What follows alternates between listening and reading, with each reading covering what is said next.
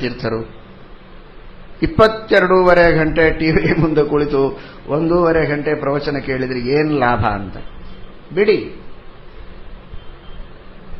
ಏನಿದೆ ಅಲ್ಲಿರುವ ಕುಣಿತ, ಅಲ್ಲಿರುವ ಆ ಹಾಡು, ಅಲ್ಲಿರುವ ಅಶ್ಲೀಲ ಚಿತ್ರಗಳು, ಅಶ್ಲೀಲ ಗೀತೆಗಳು, ಇವುಗಳನ್ನು ಕೇಳಿ ಅವುಗಳನ್ನು ನೋಡಿ ಸಮಗ್ರವಾದ ಪುಣ್ಯವನ್ನು ಹಾಳು ಮಾಡುವುದಕ್ಕಿರುವಂಥದ್ದು.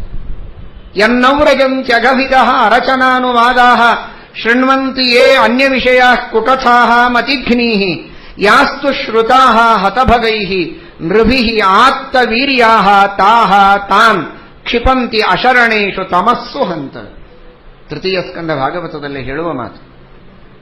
ದುಷ್ಟವಾದ ಕಥೆಗಳನ್ನು ಕೇಳಿದರೆ ಸಮಯ ವ್ಯರ್ಥವಾಗುವುದು ಮಾತ್ರ ಅಲ್ಲ, ಅತ್ಯಂತ ಕಷ್ಟಪಟ್ಟು ಖರ್ಚು ಮಾಡಿ ಬೆವರು ಸುರಿಸಿ ಅಲ್ಲಿ ಇಲ್ಲಿ ಓಡಾಡಿ ದಾನ ಧರ್ಮಗಳನ್ನು ಮಾಡಿ ಯಾತ್ರೆ ಮಾಡಿ ಹಿರಿಯರ ಗುರುಗಳ ಸೇವೆ ಶುಶ್ರೂಷೆಗಳನ್ನು ಮಾಡಿ ಇಂತಹ ಸಮಾರಂಭಗಳಲ್ಲಿ ಮೈಯೆಲ್ಲ ಮರೆತು ಮನೆಯೆಲ್ಲ ಮರೆತು ದುಡದ ಪುಣ್ಯ ಇದೆಯಲ್ಲ, ಆ ಎಲ್ಲ ಪುಣ್ಯ ಹೆಸರಿಲ್ಲದೇ ಹೋಗ್ತದೆ, ತೊಳೆದು ಹೋಗ್ತದೆ, ಒರೆಸಿ ಹೋಗ್ತದೆ, ಅವಶೇಷ ಉಳಿಯುವುದಿಲ್ಲ.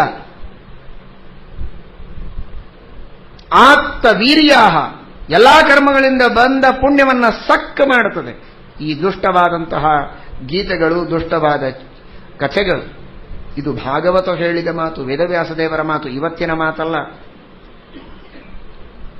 ಅವತ್ತು ಚಲನಚಿತ್ರಗಳಿರಲಿಲ್ಲ, ಕಥೆ ಕಾದಂಬರಿಗಳಿತ್ತು ಕೇವಲ. ಅಂತಹ ಕಾಲ್ಪನಿಕ ಕಥೆ ಕಾದಂಬರಿಗಳಲ್ಲಿ ಆಸಕ್ತರಾದರೆ, ಈ ಹಣೆ ಬರಹವಾದರೆ, ಸಮಗ್ರವಾದ ಮನುಷ್ಯನ ಮಾನಸದೊಳಗಿನ ಇನೋಸೆನ್ಸ್ ಅನ್ನ ಕಿತ್ತೆಸೆದು ಸಂಪೂರ್ಣವಾಗಿ ಕಾಮಕ್ರೋಧಗಳ ಧಾರೆ ಎರೆಯುವಂತಹ ಇವತ್ತಿನ ದೃಶ್ಯ ಮಾಧ್ಯಮದ ಈ ಅಶ್ಲೀಲ ತಾಂಡವದ ವಾರ್ತೆಯನ್ನ ಭಾಗವತ ಕೇಳಿದ್ರೆ ಇನ್ನೇನು ಶಿಕ್ಷೆ ಕೊಡ್ತಾ ಇತ್ತು ಯಾರಿಗೆ ಗೊತ್ತು.